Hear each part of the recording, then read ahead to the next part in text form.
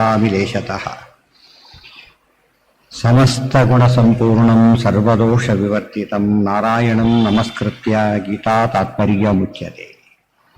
ಗುಣಗಣನಿಲಯಂ ಪತಿಂ ರಮಾಯಾಃ ಜಗದಘದಹನಂಚ ವಾಸವಿ ಸೂನುಂ ಮುನಿಕುಲತಿಲಕಂಚ ಪೂರ್ಣಬೋಧಂ ಗುರುಮಪಿ ಪರಮಂ ಗುರುಂಚ ಮೇ ವಂದೇ. ಲಕ್ಷ್ಮೀನಾರಾಯಣಂ ನತ್ವಾ ಪೂರ್ಣಬೋಧಾನ್ ಗುರೂನಪಿ ಕುರ್ಮ ಶ್ರೀಕೃಷ್ಣಗೀತಾಯಾಃ ಭಾಷ್ಯಾದ್ಯುಕ್ತಾರ್ಥ ಸಂಗ್ರಹ. ಈಗ 8ನೇ ಅಧ್ಯಾಯ. ಇದರಲ್ಲಿ ಕೊನೆಯ ಅಧ್ಯಾಯ, ಹಿಂದಿನ ಅಧ್ಯಾಯದಲ್ಲಿ ಏನು ಹೇಳಿದರು? ಜರಾಮರಣ ಮೋಕ್ಷಾಯ ಮಾಮಾಶ್ರಿತ್ಯ ಯತಂತಿಯೇ. ಜರಾಮರಣ ಮೋಕ್ಷಾಯ, ಮುಪ್ಪು ಸಾವನ್ನು ಗೆಲ್ಲಬೇಕು, ಮುಕ್ತಿಗೆ ಹೋಗಬೇಕು.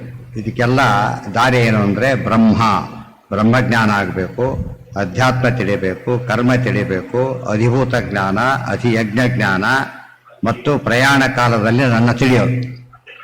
ಇಷ್ಟು ನಡೆದರೆ ಆಗ ಮತ್ತೆ ವಾಪಸ್ ಬರೋದಿಲ್ಲ. ಮುಕ್ತಿಗೆ ಹೋಗ್ಬೇಕಾದ್ರೆ 8 ಜ್ಞಾನ ನಮಗಿರಬೇಕು ಅಂಥೇಳಿ ಅದನ್ನು ಇಟ್ಕೊಂಡೆ ಅರ್ಜುನ ಪ್ರಶ್ನೆ ಮಾಡ್ತಾನೆ. 8 ಹೇಳಿದೆಯಲ್ಲ, ಕಿಂ ತದ್ ಬ್ರಹ್ಮ ಅಂದರೆ ಯಾವುದು? ಕಿಂ ಅಧ್ಯಾತ್ಮಂ, ಅಧ್ಯಾತ್ಮ ಅಂದ್ರೆ ಏನು? ಕಿಂ ಕರ್ಮ ಪುರುಷೋತ್ತಮ, ಕರ್ಮ ಅಂದ್ರೇನು? ಅಧಿಭೂತಂಚ ಕಿಂ ಪ್ರೋಕ್ತಂ ಅಧಿದೈವಂ ಕಿಂ ಉಚ್ಯತೆ, ಅಧಿಭೂತ ಅಂದರೆ ಯಾವುದು? ಅಧಿದೈವ ಅಂದರೆ ಯಾವುದು? ಅಧಿಯಜ್ಞ ಕಥಂ ಕೋತ್ರ ದೇಹೇಸ್ಮಿನ್ ಮಧುಸೂದನ, ಈ ದೇಹದಲ್ಲಿ ಅಧಿಯಜ್ಞ ಅಂತ ಹೇಳಿದರೆ ಯಾರು? ಪ್ರಯಾಣ ಕಾಲೇ ಚ ಕಥಂ ಜ್ಞೇಯೋಷಿ ನಿಯತಾತ್ಮಭಿಃ, ಪ್ರಯಾಣ ಕಾಲ ದೇಹ ಬಿಟ್ಟು ಹೋಗ್ತಕ್ಕಂಥ ಸಮಯದೊಳಗೆ ಯಾವ ರೀತಿ ಧ್ಯಾನ ಮಾಡಬೇಕು? ಇಷ್ಟೆಲ್ಲ ಪ್ರಶ್ನೆ ಕೇಳ್ತಾರೆ. ಇದು ಒಂದು ದೃಷ್ಟಿಯಿಂದ ಬಹಳ ಮುಖ್ಯವಾದಂಥದ್ದು, ಅತಿ ಅನುಸಂಧಾನದ ಕೊನೆಯ ಭಾಗ ಇದು. ತದಿತಿ ವಿಶೇಷಣಾತ್ ಬ್ರಹ್ಮ ಇತ್ಯುಕ್ತಂ ಅನ್ಯದೇವ ಪ್ರಕೃತ್ಯಾದೀನಾಂ ಮಧ್ಯೆ ಯತ್ ಕಿಂಚಿತ್ ಉಪರಿ ಸಾಧಿಯಜ್ಞಂಚ ಇತಿ ಶಬ್ದಾತ್ ಅಧಿಭೂತಾದಿ ಸಹಿತತ್ವೇನ ವಿಷ್ಣು ಜ್ಞಾನಮನ್ಯದೇವ ಇತಿ ಸಂಶಯಃ ಕಿಂ ತದ್ಬ್ರಹ್ಮ ಇತಿ ಪ್ರಶ್ನಕಾರಣಂ. ಬ್ರಹ್ಮಜ್ಞಾನ ಆಗಬೇಕು ಅಂತೇಳಿದ್ರೆ ಬ್ರಹ್ಮ ಯಾರು ಹಾಗಿದ್ರೆ ಒಂದು ಮುಖ್ಯವಾದ ಕಾರಣ. ಇನ್ನು ಅಧ್ಯಾತ್ಮ, ಅಧಿದೈವ, ಅಧಿಭೂತ, ಅಧಿಯಜ್ಞ ಮತ್ತು ದೇವರಲ್ಲಿ ತಿಳಿಯೋ ಕ್ರಮ, ಪ್ರಯಾಣ ಕಾಲದಲ್ಲಿ ತಿಳಿಯೋ ಕ್ರಮ, ಇದೆಲ್ಲ ಹೇಗೆ ಅಂದರೆ ಎಲ್ಲದೂ 8 ಪ್ರಶ್ನೆಗೆ ಉತ್ತರ ಕೊಡೋದೇ ಇದರ ಅಧ್ಯಾಯದ ಮುಖ್ಯ ಸಾರಾಂಶ. ಇದು ಅಧ್ಯಾಯ ಕೂಡ 8ನೇ ಅಧ್ಯಾಯನೇ. 8ನೇ ಅಧ್ಯಾಯ 8 ಪ್ರಶ್ನೆಗಳಿಗೆ ಉತ್ತರ ಇದೆ. ಭಾಗವತ ಅಷ್ಟಮಸ್ಕಂದ ಹಾಗೇನೆ 8 ಅವತಾರಗಳ ಕಥೆ ಹೇಳ್ತಾರೆ ಅಷ್ಟಮಸ್ಕಂದ. ಇದು ಯಾಕೆ ಅಂತ ಹೇಳಿ ಪ್ರತಿಯೊಂದು ಅಧ್ಯಾಯಕ್ಕೂ ಕೂಡ ಹೆಸರಿಗೂ ಬರೋ ವಿಷಯಕ್ಕೂ ಲಿಂಕ್ ಇರುತ್ತೆ ಅಂತ ಅರ್ಥ. ತದಿತಿ ವಿಶೇಷಣ ಅಕ್ಷರಂ ಉತ್ತರ ಶ್ರೀ ಭಗವಾನ್ ವಾಚ ಅಕ್ಷರಂ ಬ್ರಹ್ಮ ಪರಮಂ ಸ್ವಭಾವೋ ಅಧ್ಯಾತ್ಮ ಮುಚ್ಯತೆ ಭೂತಭಾವೋದ್ಭವಕರಃ ವಿಸರ್ಗಃ ಕರ್ಮ ಸಂಹಿತಃ ಅಧಿಭೂತಂ ಕ್ಷರೋಭಾವಃ ಪುರುಷಶ್ಚ ಅಧಿದೈವತಂ ಅಧಿಯಜ್ಞೋ ಅಹಮೇವಾತ್ರ ದೇಹೇ ದೇಹಭೃತಾಂವರ. ಇಷ್ಟಕ್ಕೆ ಮೊದಲೇ ಪ್ರಶ್ನೆ ಉತ್ತರ.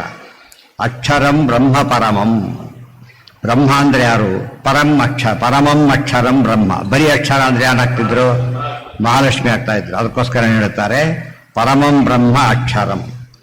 ಪರಮಂ ಅಕ್ಷರಂ ಬ್ರಹ್ಮ ಸ್ವಭಾವೋ ಅಧ್ಯಾತ್ಮ ಮುಚ್ಯತೆ. ಪ್ರತಿಯೊಬ್ಬರ ಸ್ವಭಾವನ ಏನಂತ ಕರೀತಾರೆ? ಅಧ್ಯಾತ್ಮ.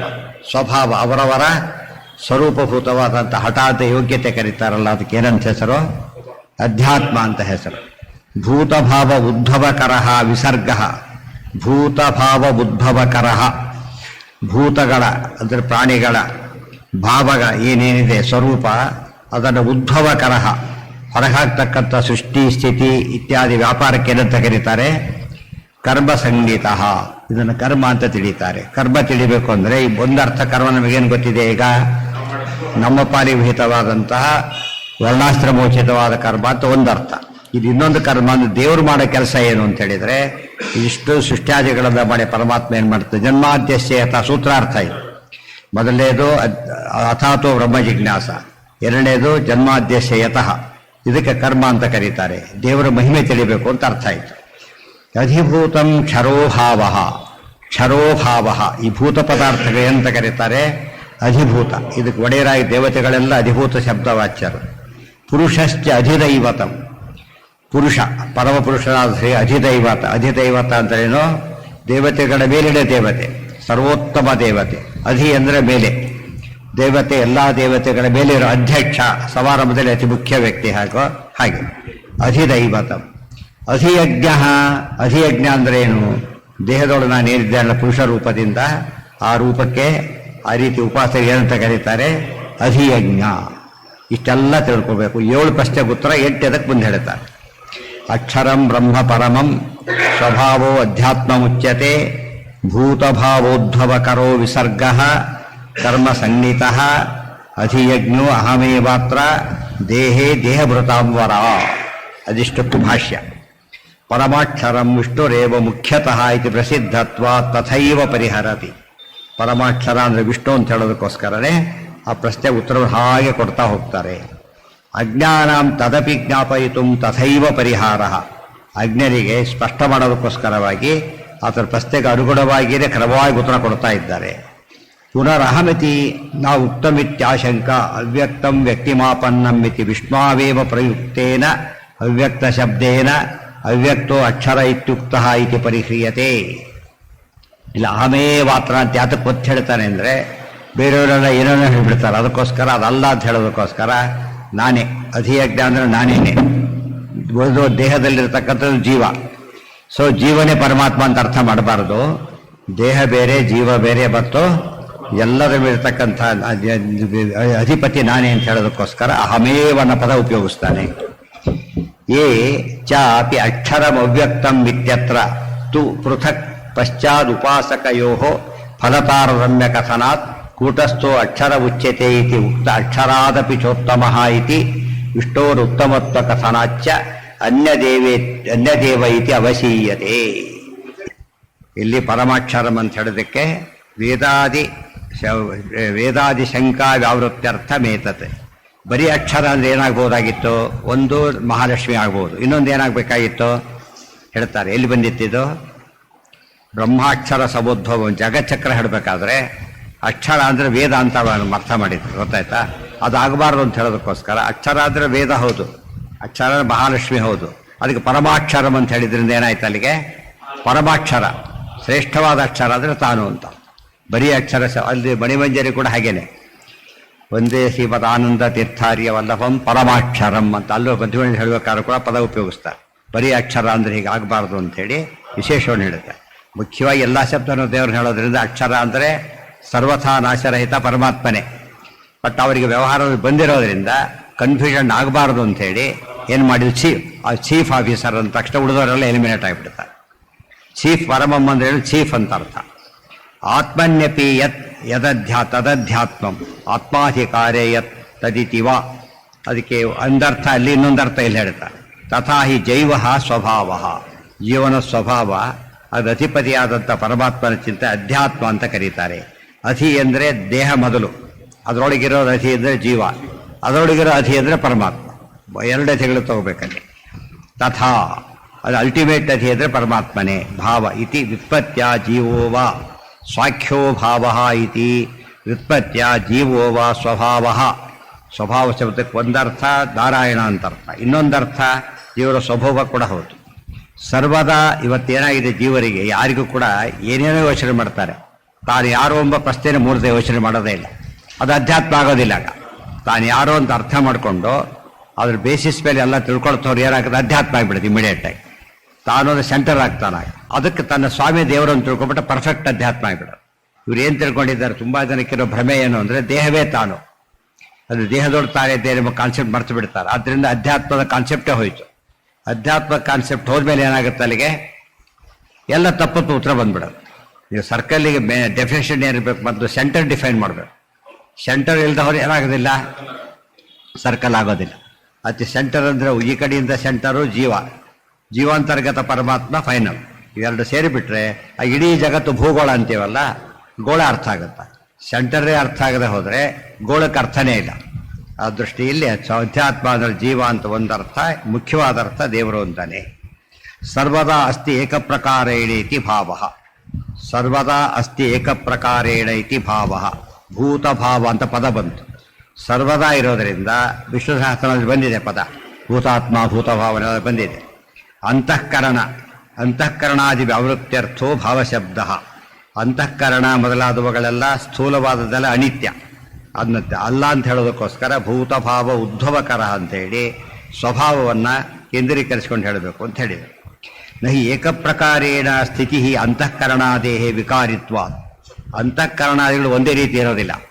ಒಳ್ಳೆ ವಿಷಯ ಕೇಳಿದಾಗ ಅಂತಃಕರಣ ಉಬ್ಬುತ್ತೆ, ಮನಸ್ಸು ಉಬ್ಬುತ್ತೆ. ಕೆಟ್ಟ ವಿಷಯ ಕೇಳಿದಾಗ ಕುಗ್ಗುತ್ತೆ. ಇದು ಹೋದರೆ ಹಾಗೆ ಇರುತ್ತೆ. ಆದ್ದರಿಂದ ಅದು ವಿಕಾರ ಇದೆ, ಅದಕ್ಕೆ ಜೀವಕ್ಕೆ ವಿಕಾರ ಇಲ್ಲ. ಆದರೆ ಅಂತಃಕರಣಕ್ಕೆ ಅಭಿಮಾನಕ್ಕೊಳಗಾದಾಗ ವಿಕಾರನ ಅವನು ಭ್ರಮಿಸ್ತಾನೆ ತನಗೆ ಅಂಥೇಳಿ. ವಿಕಾರ ತನಗಲ್ಲ ಅದು. ನಹಿ ಏಕಪ್ರಕಾರೇಣ ಸ್ಥಿತಿ ಅಂತಃಕರಣಾದೇಹೇ ವಿಕಾರಿತ್ವ. ಸ್ವಶಬ್ದ ಈಶ್ವರ ವ್ಯಾವೃತ್ಯರ್ಥ. ಸ್ವಶಬ್ದ ಈಶ್ವರ ವ್ಯಾವೃತ್ಯರ್ಥ. ಹಿಂದೆ ಸ್ವ ಬಂದಿತ್ತಲ್ಲ, ಅದಕ್ಕೆ ಭೂತಾನಾಂ ಜೀವಾನಾಂ ಭಾವಾನಾಂ ಜಡಪದಾರ್ಥಾನಾಂಚ. ಭೂತಾನಾಂ ಬ್ರಹ್ಮಾದಿಗಳು, ಭಾವಗಳು ಜಡಗಳು, ಅವುಗಳು ಉದ್ಭವಾದಿಗಳನ್ನು ಪರಮಾತ್ಮ ಮಾಡ್ತಾನಲ್ಲ. ಆ ಪ್ರೋಸೆಸ್ ಸೃಷ್ಟ್ಯಾದಿ ಒಂದು ಕ್ರಮಕ್ಕೆ ಏನಂತ ಕರೀತಾರೆ? ಕರ್ಮ ಅಂತ ಕರೀತಾರೆ.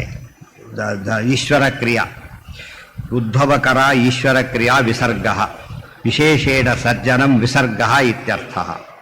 ನಾವೆಲ್ಲ ಮಾಡ್ತಕ್ಕಂಥ ಸೃಷ್ಟಿ ಇದೆಲ್ಲ ಒಂದು ಸ್ಟೇಜ್ ಅಷ್ಟೇ ಇರುವುದು. ಈ ಕ್ಲರ್ಕು ಕ್ಲರ್ಕ್ರು ಡಿಸ್ಪ್ಯಾಚ್ ಮಾಡ್ತಾರೆ ಅಷ್ಟೇ. ಸಾಮಾನ್ಯ ಏನು ತಿಳ್ಕೊಂಡ್ಬಿಡ್ತಾರೆ, ಇವನೇ ಅಪಾಯಿಂಟಿಂಗ್ ಅಥಾರಿಟಿ ಅಂತ ತಿಳ್ಕೊಂಡ್ಬಿಡ್ತಾರೆ. ಅವನ ಕೆಲಸ ಅದಲ್ಲ. ಏನು ಮಾಡ್ತಾನೆ ಅವನು? ರೆಡಿ ಇರೋ ಆರ್ಡರ್ ಡಿಸ್ಪ್ಯಾಚ್ ಮಾಡ್ತಾನೆ ಅಷ್ಟೇ. ನಾವೆಲ್ಲ ಮಾಡೋ ಕೆಲಸ ಆ ಸ್ಟೇಜ್ದು. ನಾವು ಏನೇನು ಮಾಡ್ತಾ ಇದ್ದೇವೆ ಇವತ್ತೆಲ್ಲ ಯಾವ ಸ್ಟೇಜ್ ಇದು? ಡೆಲಿವರಿ ಸ್ಟೇಜೇ ಹೊರತು ಡಿಸೈಡಿಂಗ್ ಆಗಲಿ ಇದು ಮಾಡೋ ಸ್ಟೇಜ್ ಅಲ್ಲ ನಮ್ಮದು. ಆ ಸ್ಟೇಜ್ ಯಾರ್ದು? ದೇವ್ರದ್ದು. ಗೊತ್ತಾಯ್ತಾ? ನಾವು ಲೋಯೆಸ್ಟ್ ಸ್ಟೇಜ್ ಯಾವ ಆಫೀಸಲ್ಲೂ ಕೂಡ ಕಡಿಮೆ ಆಗ್ತಾ ಆಗ್ತಾ ಪವರ್ ಏನಾಗ್ತಾ ಹೋಗುತ್ತೆ. ಅವ್ನು ಆಫೀಸಲ್ಲಿ ಇರೋದು ಹೌದು, ಅವ್ನು ಮಾಡೋ ಕೆಲಸನೂ ಹೌದು. ಆದರೆ ಕೆಲಸದಲ್ಲಿ ಏನಿಲ್ಲ ಅವನಿಗೆ. ಈ ಜಾಸ್ತಿ ಸ್ವಾತಂತ್ರ್ಯ ಅನ್ನೋ ಪವರ್ ರೂಲ್ಡ್ ಔಟ್. ಇಲ್ಲಿ ಸ್ವಾತಂತ್ರ್ಯ ಇಲ್ಲವೇ ಇಲ್ಲ. ಸ್ವಾತಂತ್ರ್ಯವನ್ನು ಬಿಟ್ಟು ಉಳಿದೆಲ್ಲ ಅದನ್ನ ಹೇಳ್ತಾ ಹೋಗ್ತಾರೆ ಅಷ್ಟೇ. ಅದು ಸ್ವಾತಂತ್ರ್ಯ ಇರತಕ್ಕಂಥ ಸೃಷ್ಟಿ ಮಾಡೋದು ಯಾರಿಗೆ ಸಾಧ್ಯ? ದೇವರಿಗೆ ಮಾತ್ರನೇ. ನಮ್ದು ಓಟ್ ಹಾಕೋ ಕೆಲಸ ಇದೆ. ಯಾವ ಸ್ಟೇಜಲ್ಲಿ ಹಾಕ್ತಿರೋದು ನಾವೀಗ? ಎಲೆಕ್ಷನ್ ಡಿಸೈಡ್ ಮಾಡಿ ಎಲ್ಲ ಮುಗಿದು ಎಲ್ಲ ಸೇರಿ ಅನೌನ್ಸ್ಮೆಂಟ್ ತೆಗೆದು ಬ್ಯಾಂಕ್ ಎಲ್ಲ ಮುಗಿದು ಈ ಸ್ಟೇಜಲ್ಲಿ ನಮ್ಮ ರೋಲ್ ಇದೆ ಅಷ್ಟೇ. ಗೊತ್ತಾಯ್ತಾ? ಈ ಸ್ಟೇಜ್ ಅಷ್ಟೇ ನಮ್ಮದು. ಈ ಉಳಿದು ಯಾವ ಸ್ಟೇಜ್? ಅದಕ್ಕೆ ಡಿಕ್ಲೇರ್ ಮಾಡೋ ಸ್ಟೇಜ್ ನಮ್ಮದಲ್ಲ. ಎಲೆಕ್ಷನ್ ಇವತ್ತು ಮಾಡೋಕೆ ಡೇಟ್ ನಮ್ಮದಲ್ಲ. ಅದೇ ರೀತಿಯಲ್ಲಿ ಯಾವ್ಯಾವ ಪಕ್ಷಕ್ಕೆ ಏನು ಅದು ಯಾವುದೂ ನಮಗೆ ಸಂಬಂಧಪಟ್ಟಿದ್ದಲ್ಲ. ಇವತ್ತು ನಮಗೆ ಬೇಕಾದ ಹಾಕೋದಷ್ಟೇ ನಮ್ಮ ಕೆಲಸ ಹೊರತು ಬೇರೆ ಯಾವ ರೋಲ್ ಇಲ್ಲ. ಇಷ್ಟಾದರೂ ವೋಟಿಂಗ್ ರೈಟ್, ಯಾರು ವೋಟಿಂಗ್ ರೈಟ್ ಅಂತ ಕೇಳಿದ್ರೆ ಸ್ವಾಭಾವಿಕವಾಗಿರೋದು ಅಷ್ಟೇ ಹೊರತು ಆ ರೈಟ್ ಕೂಡ ಪರಾಧೀನವಾದ ರೈಟ್. ಎಲೆಕ್ಷನ್ ಕ್ಯಾನ್ಸಲ್ ಆಯಿತು, ಅವಾಗೇನಾಯಿತು? ಹೋಯ್ತು, ನಾನು ರೈಟ್ ಹಾಕಿ ಹೋಗ್ತೀನಿ, ಎಲ್ಲಿ ಹಾಕಿ ಹೋಗ್ಬೇಕು? ಅವನಿಗೆ ವ್ಯವಸ್ಥೆನೇ ಇಲ್ಲ. ಹಾಗಾಗಿ ಇದನ್ನು ಅರ್ಥ ಮಾಡ್ಕೊಂಡ್ಬಿಟ್ರೆ ನಮ್ಮ ಹೆಸರಿಗೆ ಪ್ರಜಾಪ್ರಭುತ್ವ ನಮ್ಮದೇ ರೋಲು. ಆದರೆ ನಮ್ಮ ರೋಲ್ ಎಷ್ಟಿದೆ ಅಂತ ಕೇಳಿದರೆ ಎಲ್ಲ ಸ್ಟೇಜಲ್ಲೂ ಡಿಪೆಂಡೆಂಟ್ ರೋಲ್. ಎಲ್ಲ ಸ್ಟೇಜ್ ಅಲ್ಲಿ ಹೋದಾಗ ಕೂಡ ಅಷ್ಟೇ. ಕ್ಯೂದೆ ಅಲ್ಲಿಲ್ಲೋದು ಮತ್ತೆ ಹೋಗಿ ಹಾಕೋ ಆ ರೈಟ್ ಅದು ರುಗದ್ದು ಆ ರೈಟ್ ಅಲ್ಲ, ಹಾಕೋದಷ್ಟೇ ಉಳಿದ ರೈಟ್ ಅಲ್ಲ. ಇಷ್ಟರ ಮಟ್ಟಿಗೆ ಜೀವನ ಕರ್ತ ಶಾಸ್ತ್ರಾರ್ಥವತ್ವ ಅಷ್ಟೇ ಹೊರತು ಬೇರೆ ದೃಷ್ಟಿಯಿಂದ ಅಲ್ಲ. ಫುಲ್ ರೈಟ್ ಏನು ಮಾಡಬೇಕು? ಡೇಟ್ ಅವನೇ ಫಿಕ್ಸ್ ಮಾಡಬೇಕು, ಜಾಗ ಅಲ್ಲೇ ಫಿಕ್ಸ್ ಮಾಡಿ ಎಲ್ಲ ಅವನೇ ಫಿಕ್ಸ್ ಮಾಡಬೇಕು. ಹಾಗಿದ್ದರೆ ಸರಿ. ಅದ್ರ ಒಂದೂ ಇವನು ರೋಲ್ ಅಲ್ಲ. ಅಧ್ಯಾತ್ಮ ದೇಹಸ್ಥ ವಿಷ್ಣು ರೂಪಾಣಿ ಸದೇಹ ನಿವೃತ್ತ್ಯರ್ಥಂ ನಹಿ ತತ್ರ ಈಶ್ವರಸ್ಯ ನಿಯಂತೃತ್ವ ಪೃಥಗಸ್ತಿ ನಾತ್ರೋಕ್ತಂ ಬ್ರಹ್ಮ ಭಗವತೋ ಅನ್ಯತ್. ಇಲ್ಲಿರತಕ್ಕಂಥ ಬ್ರಹ್ಮ ಶಬ್ದಕ್ಕೆ ಬೇರೆ ಅರ್ಥ ಮಾಡಬಾರ್ದು. ತೇ ಬ್ರಹ್ಮ ಇತ್ಯುಕ್ತ ಸಾಧಿಭೂತಾದಿ ದೈವಂ ಮಾಂ ಸಾಧಿಯಜ್ಞಂಚ ಯೇ ವಿದುಹು ಇತಿ ಪರಾಮರ್ಶ. ತೇ ಹಿಂದೆ ಏನು ಹೇಳಿದ್ರಲ್ಲ, ಆ ತೇ ಪ್ರಣವನಿದು. ಪ್ರಣವನಾದ್ದರಿಂದ ಯಾರು ಈ ರೀತಿ ಉಪಾಸನೆ ಮಾಡ್ತಾರೋ ಅಂತ ಹೇಳಿದ್ರಲ್ಲ, ಅವರೇ ಅಪ್ಲಿಕಬಲ್ಲು ಅಂತ ಅರ್ಥ. ತಸ್ಯೈವ ಯಾವ್ದ ಭಾಷೆನೇ ಓದ್ತಿರೋದೀಗ ಬರೀ ಪರಿಹಾರತಿ ಇಲ್ಲ. ಯಾತಕ್ಕೆ ಹೋಯ್ತು ಮತ್ತೆ? ಅದು ಇಲ್ಲ ಸರಿ ಇದೆಯಲ್ಲ. 8 ಶುದ್ಧ ಮಿತಿ ಮುಂದಕ್ಕೆ ಸ್ಕಿಪ್ ಇದಾಗಿದೆ ಅಷ್ಟೇ. ಒಂದು ಪೇಜ್ ಹಾರಿದೆ, ಪೇಜ್ ಮುಂದೋಗ್ಬಿಟ್ಟಿದೆ. ರೈಟ್. ಉದ್ಭವಕರ ಈಶ್ವರ ಕ್ರಿಯಾ ವಿಸರ್ಗ. ಈ ಕಡೆಯಿಂದ ಮುಂದೆ ಶ್ಲೋಕ. ಅಧಿಭೂತಂ ಶರೋ ಭಾವ ಪುರುಷಶ್ಚ ಅಧಿದೈವತಂ ಅಧಿಯಜ್ಞೋಹಮೇ ವಾತ್ರ ದೇಹೇ ದೇಹಭೃತಾಂ ವರ. ಅಧಿಭೂತಂ ಕ್ಷರೋ ಭಾವ. ಅಧಿಭೂತ ಅಂದ್ರೇನು? ಕ್ಷರ ಪದಾರ್ಥಗಳು. ಭೂತ ಅಂದ್ರೇನು? ಜೀವ ಅಲ್ಲ. ಇಲ್ಲಿ ಭೂತ ಜೀವ ಅಲ್ಲ, ಜಡ ಪದಾರ್ಥಗಳೆಲ್ಲ ಅವೆಲ್ಲ ವಿಕಾರ ಹೊಂದೋದೆ. ಯಾವ್ದು ವಿಕಾರ ಹೊಂದೋದಿಲ್ಲ? ಅವ್ಯಕ್ತ ಅಕ್ಷರ, ಅದು ವಿಕಾರ ಹೊಂದೋದಿಲ್ಲ. ಅದಕ್ಕೋಸ್ಕರ ಅಧಿಭೂತಂ ಕ್ಷರೋಭಾವ ಪುರುಷಶ್ಚ ಅಧಿದೈವತಂ. ಕ್ಷರೋಭಾವ ಅಂದರೆ ಜಡ ಪದಾರ್ಥಗಳು. ಅದು ಅಧಿಪತಿಯಾದ ದೇವತೆಗಳೆಲ್ಲ ಅಧಿಭೂತ ಶಬ್ದ ವಾಚ್ಯರು. ಅವರಿಗೆಲ್ಲ ಒಡೆಯನಾದ ಅಧಿದೈವ ಶಬ್ದನಾದವನು ಪುರುಷ. ಅದೇ ಓದ್ತಿರೋದೀಗ. ಏನ ಅಲ್ಲ, ಸ್ವರೂಪ. ಸ್ವಭಾವ ಅಂದರೆ ಸ್ವರೂಪ. ಒಂದು ಸ್ವಭಾವಕ್ಕರ್ಥ ದೇವರು ಅಂತ, ಇನ್ನೊಂದು ಸ್ವಭಾವಕ್ಕರ್ಥ ಜೀವ ಅಂತೇಳಿ. ಬರೀ ಭಾವ ಅಂದರೆ ಜಡ ಪದಾರ್ಥ, ಭೂತ ಅಂದರೆ ಚೇತನ. ಭೂತ ಭಾವ ಉದ್ಭವಕರಃ. ಭೂತ ಅಂದರೆ ಬ್ರಹ್ಮಾದಯೋ ಭೂತಾನಿ ಚೇತನಗಳು, ಭಾವ ಅಂದರೆ ಜಡ ಪದಾರ್ಥಗಳು. ಭೂತ ಅಂತ ಹೇಳಿದ್ರು ಭೂತ ಭಾವ ಉತ್ಸವ ಯಾವುದದು ಉದ್ಭವಕರ, ಸೃಷ್ಟಿಗೆ ಕಾರಣವಾಗತಕ್ಕಂಥದ್ದಿದೆಯಲ್ಲ ಅದನ್ನು ಕರ್ಮ ಅಂತ ಕರೀತಾರೆ. ಅದನ್ನ ಮಾಡೋದು ತಾನು. ಸ್ವಾಖ್ಯ ಅಂದರೆ ಏನು? ದೇವ್ರ ಬಗ್ಗೆ ಹೇಳ್ಬೇಕಾದ್ರೆ ತನ್ನ ಸ್ವರೂಪ ಅಂತಾರೆ. ಸ್ವಾಖ್ಯ ಭಾವ ಅಂದರೆ ಸ್ವರೂಪ, ಸ್ವಭಾವಕ್ಕೆ ಈ ಭಾವ ಬೇರೆ, ಸ್ವಭಾವ ಬೇರೆ. ಸ್ವಭಾವದಲ್ಲಿ ಸ್ವಭಾವ, ಇಲ್ಲಿ ಬರೀ ಭಾವ ಅಷ್ಟೇ. ಅಲ್ಲಿ ಮೂರೂ ಇದೆ. ಅಲ್ಲಿ ಸ್ವಭಾವ ಅಧ್ಯಾತ್ಮ ಉಚ್ಯತೆ ಇರೋದ್ರಿಂದ ಅದೆಲ್ಲ ಸೇರಿಸಿ ಹೇಳಿದ್ದ. ಭೂತಾನಿ ಸಶರೀರಾನ್ ಜೀವಾನ್ ಅಧಿಕೃತ್ಯ, ಭೂತಾನಿ ಸಶರೀರಾನ್ ಜೀವಾನ್ ಅಧಿಕೃತ್ಯ ಯತ್ ತದಧಿಭೂತಂ. ಅಲ್ಲ, ಭೂತ ಜಡ ಪದಾರ್ಥಗಳು. ನಮ್ಮ ದೇಹದಲ್ಲಿ ಏನು ಭೂತಗಳಿವೆ, ಪಂಚಭೂತ ಇದೆ ತಾನೆ ದೇಹಗಳಲ್ಲಿ. ಇದಕ್ಕೆ ಒಡೆಯೋ ದೇವತೆಗಳೆಲ್ಲ ಅದಕ್ಕೆ ಸೇರ್ತಾರೆ. ಆಫೀಸ್ ಹೌದು, ನಮ್ಮ ದೇಹ ಅದರೊಳಗಿರ್ತಕ್ಕಂಥ ತತ್ವಗಳು ಅದಕ್ಕೆ ಅಭಿಮಾನಿ ದೇವತೆಗಳು. ಗೊತ್ತಾಯ್ತಾ? ವಸ್ತುಗಳೆಲ್ಲ ಮನಸ್ಸು ಮೊದಲಾದಗಳೆಲ್ಲ ಜಡ ಪದಾರ್ಥಗಳು, ಅದು ಭೂತ ಅಂತ ಕರೀತಾರೆ. ಅಧಿಭೂತ ಅಂತ ಅಷ್ಟ ಅದರ ಒಡೆಯರು ಬರ್ತಾರೆ. ಅಧಿಭೂತ ಅಂದರೆ ಅಭಿಮಾನಿ ದೇವತೆಗಳು. ತದ ಕ್ಷರೋಭಾವ ವಿನಾಶಿ ಕಾರ್ಯ ಪದಾರ್ಥ. ಕ್ಷರಭಾವ ಅಂದರೆ ಕಾರ್ಯಪದಾರ್ಥಗಳು, ಕಾರಣ ಹಾಗೆ ಉಳಿಯುತ್ತೆ, ಕಾರ್ಯ ಚೇಂಜ್ ಆಗ್ತಾ ಹೋಗುತ್ತೆ. ಕಾರಣಗಳು ಅಂದರೆ ಜಡಪ್ರಗ ಮೂಲ ಕಾರಣಗಳಿದೆ, ತತ್ವಸಂಖ್ಯಾದಲ್ಲಿ ಹೇಳಿದ್ದಾರೆ ಆಗಲೇ. ಮೂಲ ಪಂಚಭೂತಾದಿಗಳು ಚೇಂಜ್ ಆಗೋದಿಲ್ಲ. ಇಲ್ಲೇನು ರೂಪಕ್ಕೆ ಅವು ಚೇಂಜ್ ಆಗಿಬಿಡುತ್ತೆ. ಅವ್ಯಕ್ತಾಂತರ್ಭಾವೇ ಅಪಿ ತಸ್ಯಾಪಿ ಅನ್ಯಥಾಭಾವಾಖ್ಯೋ ವಿನಾಶೋ ಅಸ್ತೇವ.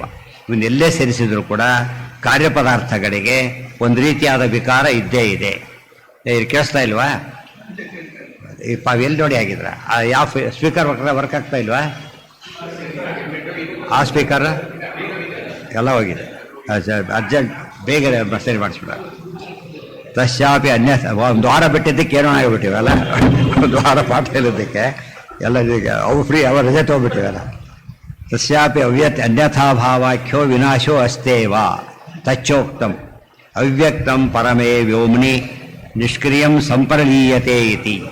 ಅವ್ಯಕ್ತಂ ಪರಮೇ ವ್ಯೋಮ್ನಿ ನಿಷ್ಕ್ರಿಯೇ ಸಂಪ್ರಲೀಯತೆ. ಇಲ್ಲಿ ಅವ್ಯಕ್ತ ಅಂತ ಹೇಳಿದರೆ ಅವ್ಯಕ್ತದಲ್ಲಿ ಎರಡಿದೆ.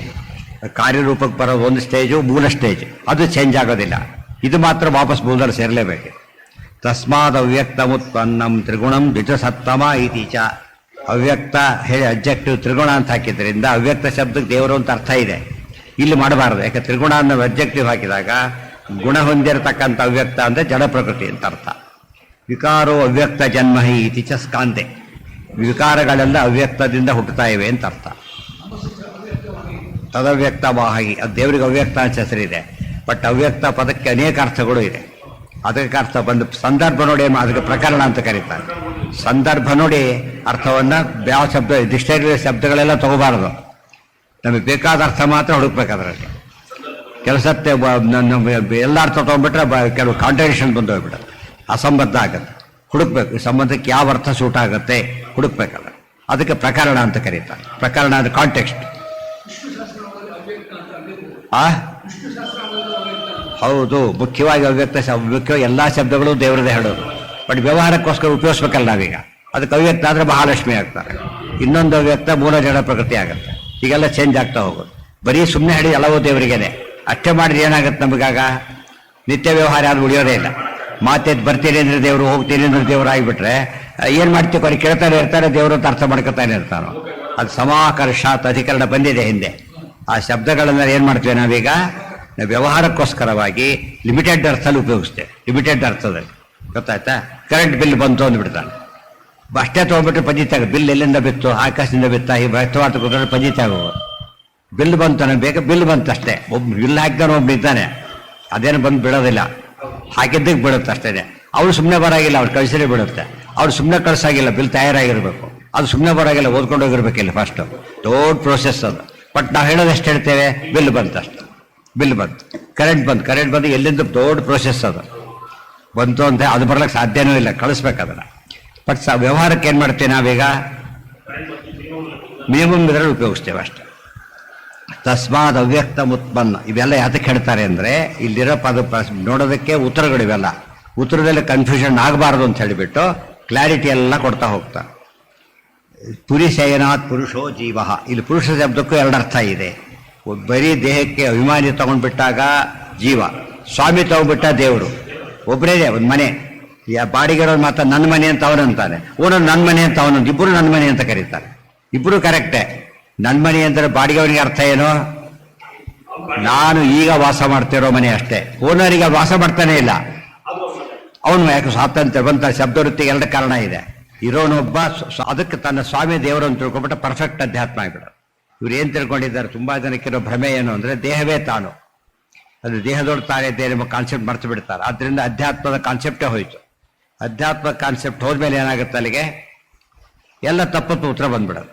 ನೀವು ಸರ್ಕಲ್ಲಿಗೆ ಡೆಫಿನೇಷನ್ ಏನಿರ್ಬೇಕು, ಮತ್ತು ಸೆಂಟರ್ ಡಿಫೈನ್ ಮಾಡಬೇಕು. ಸೆಂಟರ್ ಇಲ್ದವ್ರು ಏನಾಗೋದಿಲ್ಲ, ಸರ್ಕಲ್ ಆಗೋದಿಲ್ಲ.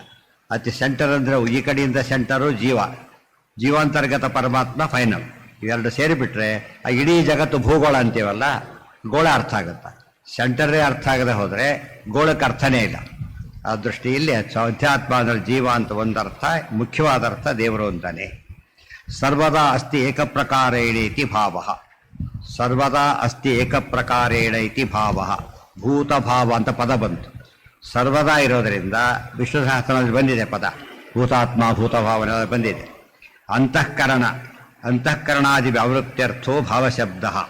ಅಂತಃಕರಣ ಮೊದಲಾದವುಗಳೆಲ್ಲ ಸ್ಥೂಲವಾದದೆಲ್ಲ ಅನಿತ್ಯ, ಅನ್ನತ್ತೆ ಅಲ್ಲ ಅಂತ ಹೇಳೋದಕ್ಕೋಸ್ಕರ ಭೂತಭಾವ ಉದ್ಭವಕರ ಅಂತೇಳಿ ಸ್ವಭಾವವನ್ನು ಕೇಂದ್ರೀಕರಿಸಿಕೊಂಡು ಹೇಳಬೇಕು ಅಂತ ಹೇಳಿದರು.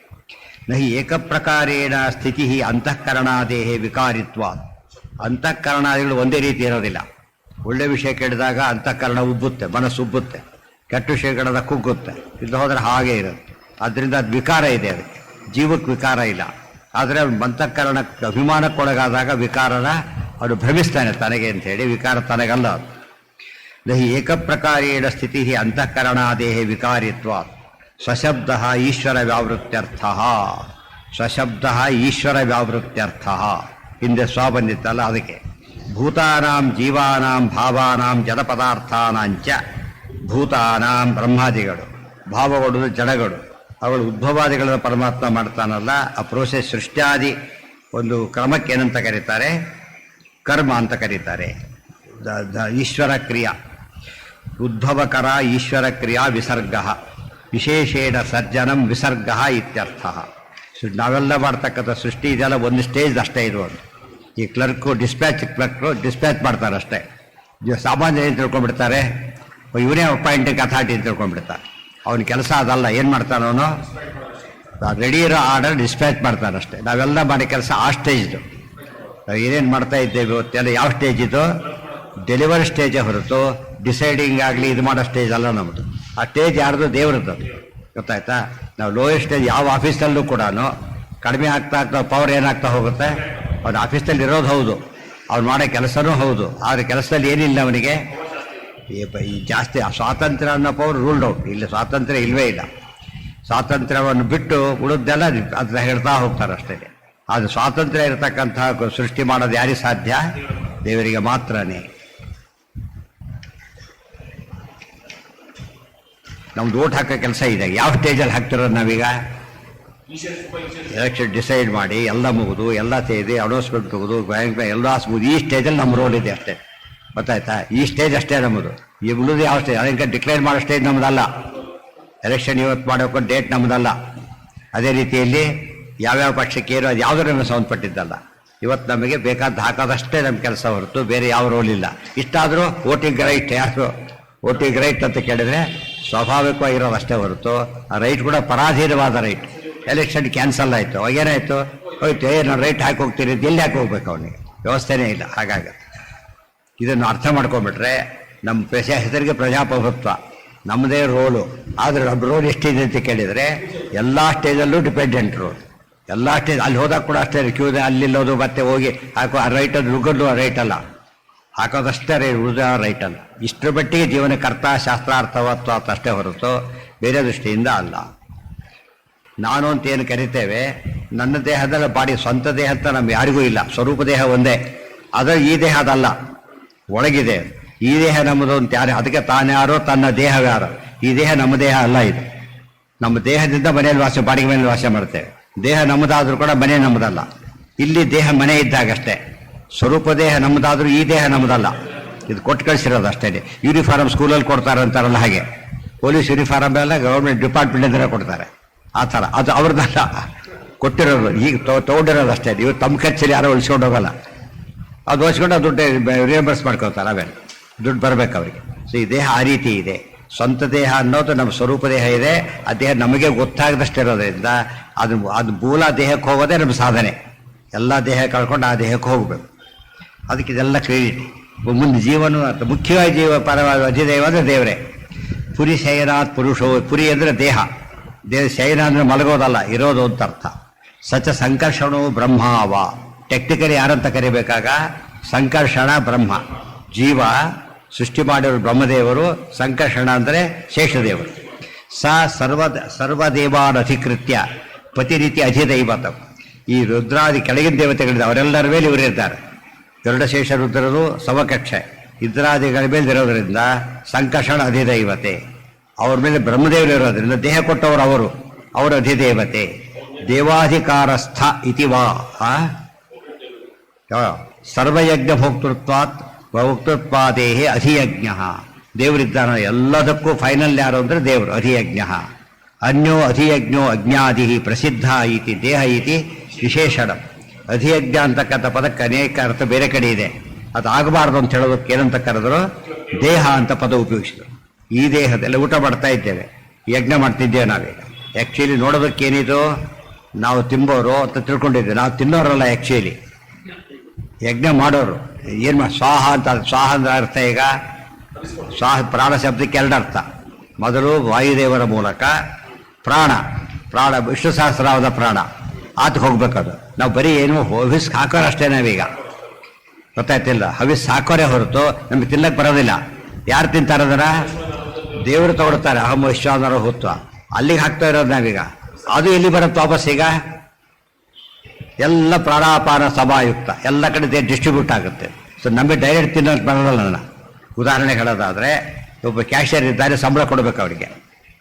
ನಾವು ಎಷ್ಟೋ ದುಡ್ಡು ಇಡ್ಲಕ್ಕೆ ಹೋಗಿದ್ದೇವೆ, ಅದು ಸಂಬಳದಷ್ಟೇ ದುಡ್ಡಿದೆ. ಅದು 1ನೇ ತಾರೀಕು ಬೇರೆ, ಅವ್ನು ನಾನು ತೊಗೊಳಗಿಲ್ಲ. ಅವನು ಏನು ಮಾಡ್ಬೇಕು ಅದನ್ನು? ಅದು ಬ್ಯಾಂಕ್ದೇ. ಎಲ್ಲಿಂದ ಬರ್ಬೇಕು ಮತ್ತೆ? ಅದು ಬ್ಯಾಂಕಿಗೆ ವಾಪಸ್ ಬರ್ಬೇಕು ಮತ್ತೆ ಅವನಿಗೆ. ಇಲ್ಲೇ ತೊಗೊಳಗಿಲ್ಲ ಅವನು, ಗೊತ್ತಾಯ್ತು. ಈಗ ನಾವು ಏನು ತೊಗೋತಿದ್ದೇವೆ, ನಾವು ತೊಗೊಳಕ್ಕೆ ಬರಲ್ಲ ಅದನ್ನು. ಯಾಕೆ? ಈಗ ಅದು ಅಗಿತೇವೆ, ನಾಳೆ ನುಗ್ತೇವೆ, ಅಲ್ಲೇ ದೇವತೆಗಳಿದ್ದ ಅವ್ರು ಕೆಲಸ ಮಾಡ್ತಾ ಇದ್ದಾರೆ. ಅವರು ಕಳಿಸ್ತಾರೆ, ನಮಗೆಂತ ಕಳಿಸ್ತಾ ಇಲ್ಲ. ಎಲ್ಲಿ ಕಳಿಸ್ತಾರೆ ಅವರು? ದೇವ್ರಿಗೆ ರೀಚ್ ಆಗಿಬಿಡುತ್ತೆ. ಅದು ಏನು ಹಾಕ್ತೀರಿ ಗೌರ್ಮೆಂಟ್ಗೆ ಹೋಯ್ತದೆ ಈಗ. ಅದಕ್ಕೆ ನಮಗೆ 2 ಭಾಗ ಇದೆ.